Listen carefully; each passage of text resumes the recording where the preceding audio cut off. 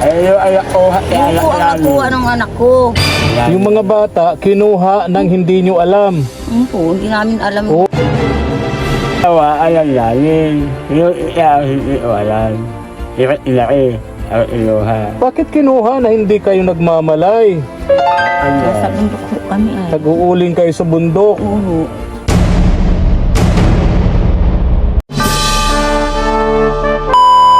Subscribe to my channel. Good morning, ang mapagpalang umaga po sa ating lahat, mga katuwang.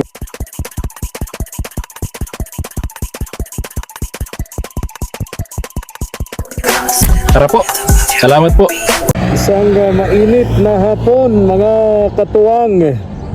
At samahan niyo po ako ngayong araw kasi ako nag-promise doon sa nasa bundok, yung pamilyang pinupuntahan po natin na nag-viral sa post natin sa Facebook. Marami po ang may gusto, ang nagnanais na mabalikan po natin at matulungan po natin yung pamilya ni na Kuya Domingo at Imelda. Kasama po yung kanilang mga anak na malalaki na pero mga hindi po nakapag-aral, mga no read no write. Pamilyang no read no write po ito, mga katuwang. Kaya tara, samahan niyo po ako ngayong hapon. Diyan sa lugar na yan, yung bundok na yan, na nakikita niyong bundok, kakabila pa po tayo doon. Diyan sa hometown ni Senator Robin Padilla, sa bayan po ng Jose Panganiban, no? Yung sa kabilang yung bundok, doon tayo pupunta. Kaya tara po, samahan niyo ako. Lumamig yung ihip ng hangin, parang uulan. Salamat naman, at least makakatikim kami ng ulan dito. Yun, layo pa tayo doon sa bundok na yun. Malayo pa yung ating tatakbuhin. Naabot kami ng ulan dito, mga katuwang.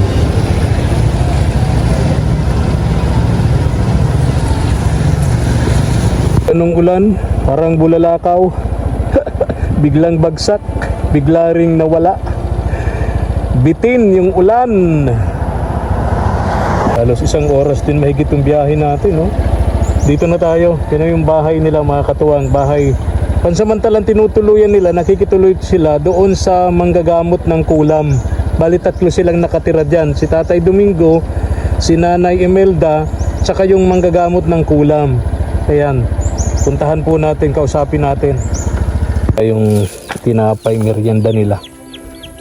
May malaking aso dito. Dami ng aso. Tao po. Oh, andito. Kuya Domingo, ikaw nga. Saan si Ate Imelda? Ilang hapon po. Parang okay lang to mga aso nyo. Mabait po yan. Ayun yung nakanang yan. Mabait po. Ito lumalapit sa akin, no? Mabait po yan. Mabait yan. Opo. Ilang nakakatula pa? Ako pa lang. Oh, yun. Oo. Diba? Sabi mo mabait. Pasok naman muna. At tapang baga. Pasok naman. Huwag mo nang saktan, Kuya Domingo. Huwag mo saktan. Okay lang yan. Normal yan sa aso. Kasi hindi ako kilala. Oh. Kumusta na kayo? Ayos po. Oo. Asan yung mga anak nyo? Sa Laguna po, kuya. Saan? Sa Laguna po. Doon sa anak nyo? Sabi anong ko po.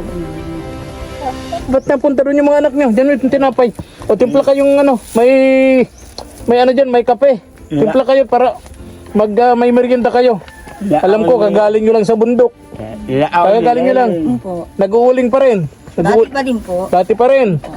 O nasaan nga yung ano dito? Si... Nag-uula ho. Ha? Nag-uula po ng kalabaw. Yung manggagamot. Manggagamot ng kulam.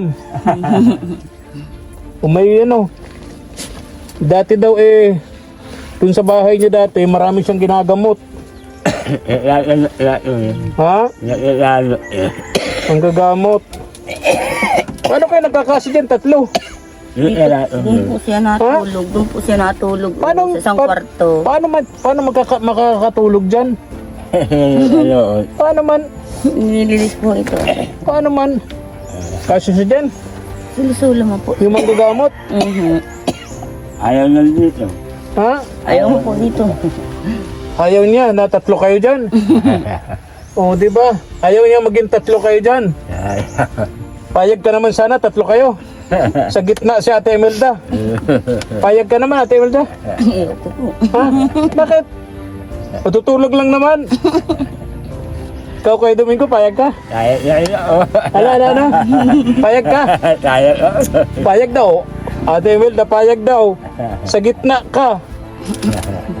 Payag ka? Kay Domingo, payag oh.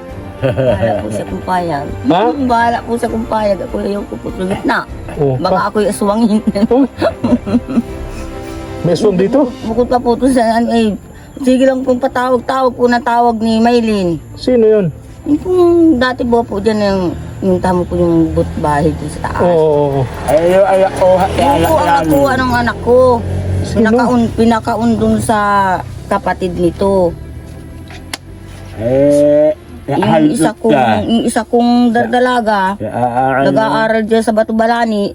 Sabi ko ay hindi ka ako ninyo makukuha at nag-aaral. At pinilit pong puntahan. Puntahan po dun sa ang sabi sa anak ko, dali mo na niya Rosemary at naroon na sila mama mo sa van. Baka ikaw iwanan. Ay kami naman lugod ang iniwanan sa bahay. Yung mga bata, kinuha nang hindi nyo alam. Po, hindi namin alam. Oy, kaso yun. Kidnapping yun. Sino yun? Si Rosemary ang hindi namin alam. Uy, mga minor de edad yun, Kuya Domingo, Ate Imelda. Kung labag sa loob ninyo at hindi nagpaalam, hindi nyo alam, kinuha yung mga batang minor de edad. Abay, kidnapping yun, kaso yun. Iyak, magdamag ako ng iyak na aalala ko yung anak ko. Yung 13 anyos yung kinder, ano? Yung 13 years old ng dalagita, yung kinder. Ay, yung isa, yung may kapansanan din, tulad nyo, Kuya Domingo. Ha? Kasama din po yun. Kasama din. Pero hindi naman na minor de edad yun. Ilan ng edad nun? 21. So, bali, ilan yung minor de edad ron? 3. Yung 13, bababa. Oh, bakit ganun? Sabi ko yung dalawa, alam namin. Yung hindi walan. Ilaki, ang iluha. Bakit kinuha na hindi kayo nagmamalay? nasa bundok ho kami ay. Nag-uuling kayo sa bundok. Oo. Hindi namin alam. Kumusta ngayon yung mga bata doon? Anong alam nyo? Ha? Hindi man po namin nakakausap ngayon. Sinong tinitirhan doon? Yung nanay nyo? Lalahi naman pala. Ang nagkuha, kamag-anak nyo? Ha? Maylin nagpakaun. Tawag ng tawag doon sa kapatid nito. Ang halos anya ako na arabal, anya kami. Para naman anya maayos naman pala ang ano ng mga bata. Bakit pinakialaman yung mga anak nyo? Siguro baka naman inaapi nyo. Ay di po. Bakit kinuha nang hindi kayo nagmamalay?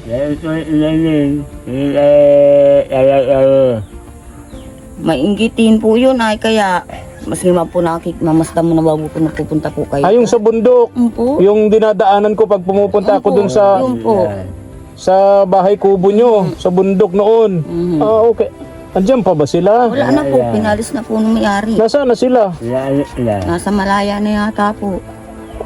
Di wala ng tao doon. Sa bundok. Gubatan, wala po yung... Gubata na ngayon. Sana kayo nag-uuling ngayong bundok. Mga ilang oras nilalakad mula dito? 2.5 oras. Oh my God. Tiyaga naman po. Walang magagawa po. Ito lang talaga ang trabaho. Oo. Mabuti hindi kayo niluluko-luko dyan pag nagkakabentahan na ng Ay, uling. hindi naman. Naawa naman siyempre. Naawa po sa amin. Pagkano na isang sakong uling ngayon? Pag bibilhin galing sa inyo sa bundok? 300. Bebenta naman nila yun ng 400 mahigit, ano? Isang sako, ano? Ha? Oo. At kung nga po ay kung makakakuha po ng kaunti ay hindi po ay makakaunin po namin yung mga bata. Alam nyo yun. Alam nyo. Eh bakit hindi ka lumapit sa barangay? Isumbong nyo yung nangyari, ipablatter nyo sa barangay. Sabi nga po ni Ate Iba, kung yun ninyo na barangay ninyo. Dalhin nyo sa barangay, sa bagay, yung usapin na yan, Ate Imelda, tuturuan ko kayo ha, Kuya Domingo, makinig kayo sa akin ha. Yung kidnapping yun. Kinuha sa inyo yung mga minor de edad, kayo ang magulang nang hindi kayo nagmamalay, wala kayong parent consent, wala kayong pagpayag, no? Yan ay kidnapping. Mabigat na kaso yun, walang piyansa yun. Ang gagawin nyo dyan, Kuya Domingo, Ate Imelda, pumunta kayo ng pulis. Ipablatter nyo sa pulis yung kumuha doon sa mga anak ninyo.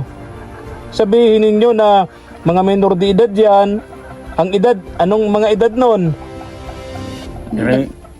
Edad nung 14 na si Jesus Maria ay. O tapos sumunod.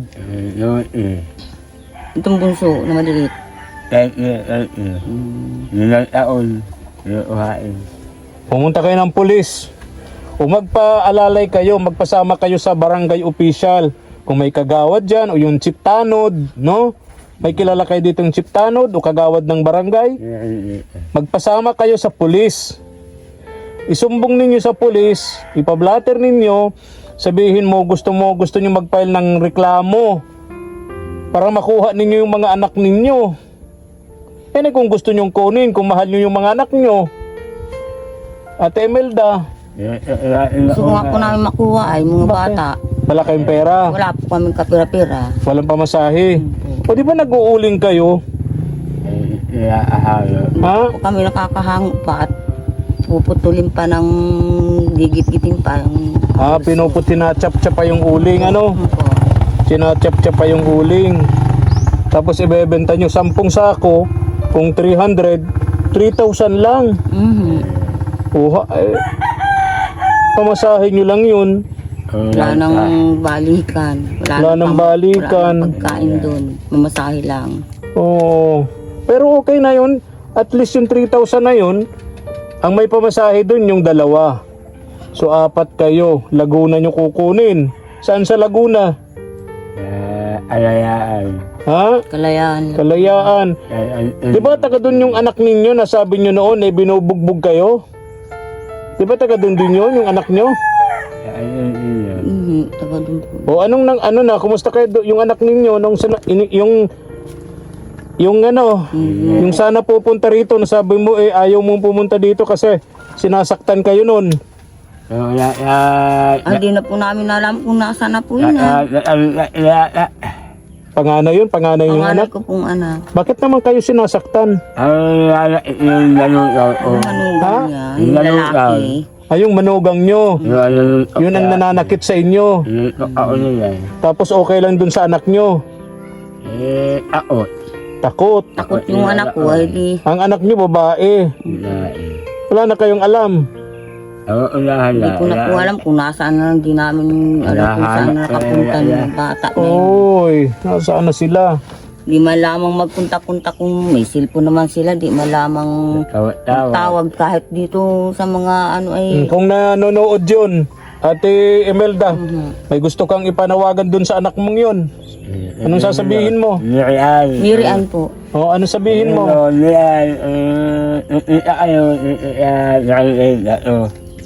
O, anong sasabihin mo, Ate Imelda? Si Ate Imelda na lang at medyo para malinaw. Alam niyo yun.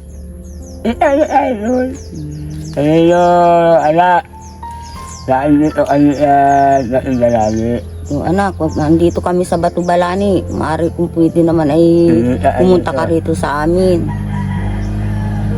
Biyahe ka ka. Kahit kaunting pera man laang matamasahe mo eh. Okay na po, ano po. O, yung mensahe mo dun sa ano ba yun? Sa magulang ni Kuya Domingo na nandun yung mga bata. Ikaw naman ang ikaw ang nakakaano ko naman. Magulang mo yun. O, anong sasabihin nyo dun sa magulang ninyo? Nandun yung mga anak nyo. Ikaw naman ano. Ikaw ang magulang mo. Anong sasabihin nyo, Ate Imelda? Anak ko na kayo. Oo, Pasamahin mo po doon sa anak kong pangalan.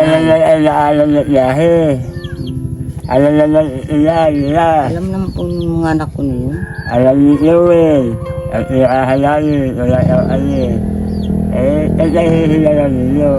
Yung GR ko nakarating na dito. Hindi wala kayo na naiyahe. Wala kami pamasahe dyan para. Layo-layo yan. At iluha ako yan, iluha ilalim, ilauha na ay ate. Hindi namin alam, ilaki. Naaaral, ilauha yan. Ano yung naiiyak na aaral? Naaaral ito, Sabi ko, iluha. pag hindi nakapag-aral yun, eh, makapasama sa doon. Ano yung nakahantot na ilalim, na ano na, wala kaya na. Ay wala nung ano na, iluha na ano yung laki. Ilaan na ay ate. Naaaral yan. Ngayon, naaaral. At ano na yan. Hindi eskwela dito. Hanap-hanap pati yung maestra. Pagdadaan ko dyan sa Batubalani. Anak mo pong dalaga na, Wala po Sana ang grade 1 na yun. Yung 13 years old na yun. Sana grade 1 na yun ngayon. Ano? Graduate na yun ng kinder.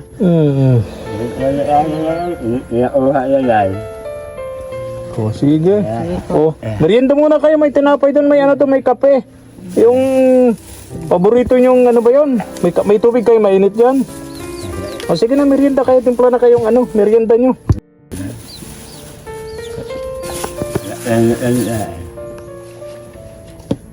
So ang gusto nyo na lang ngayon, makuha nyo yung mga anak nyo nandun sa Laguna. Pwede po makahingi ng tulong po sa iyo kahit kaunti.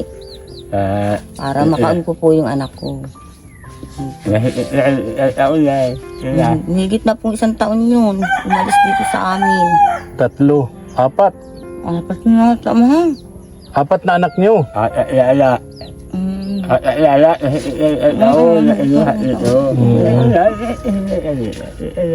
Oh, sige na.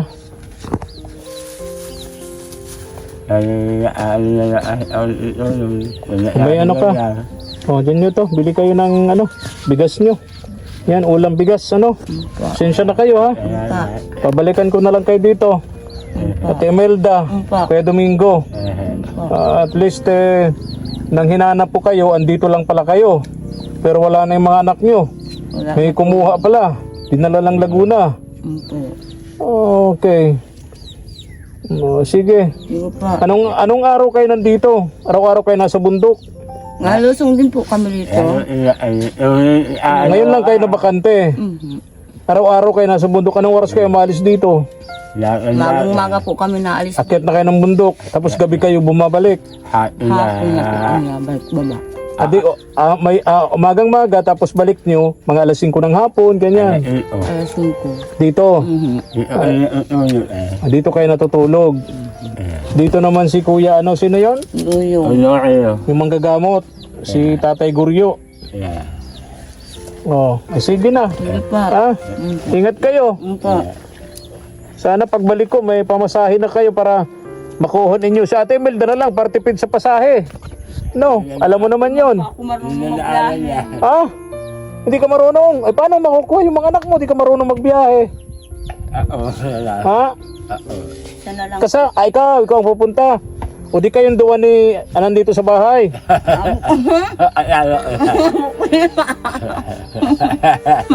Sige na, babay na, babay. Ingat kayo, ha? Sana pagbalik ko dito, ipamasahe ka na. Kuya Domingo.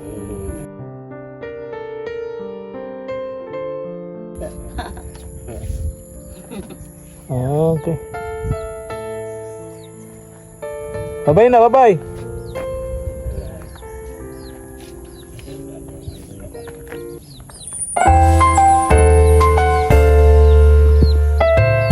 Thank you for watching.